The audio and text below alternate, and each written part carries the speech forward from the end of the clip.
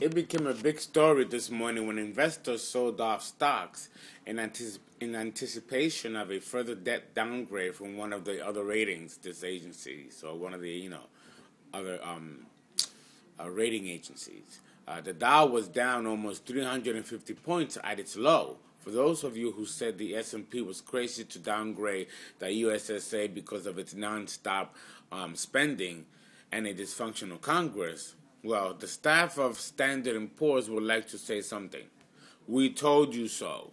By my count, this is 4 attempts to slash the few bucks from the trillions the government spends every year. Let's see what we have here. Remember Bowles and Simpson Commission? Okay, the National Commission, of Fiscal Responsibility and Reform recommended cutting $4 trillion over a 10-year, I believe it was, or was it 10 years? The result was that was virtually ignored. P. Domenici and Alice Revlin recommended $6 trillion in cuts in their debt reduction task force. They were ignored.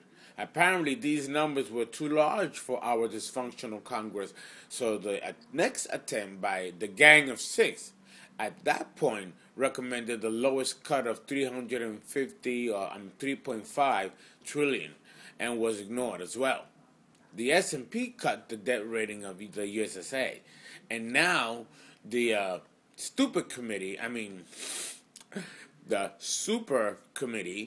can't even cut 1.5 billion over 10 years. Dysfunctional indeed. Oh, but don't worry, it gets better. Oh, absolutely.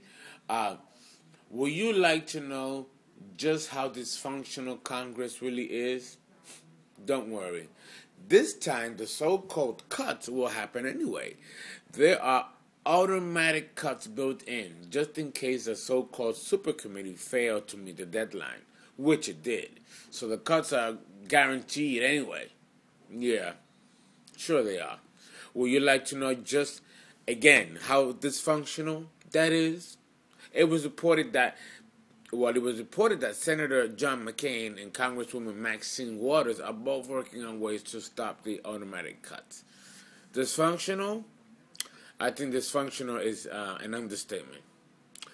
Anyway, trade well, and remember, follow the trend, not the so-called experts.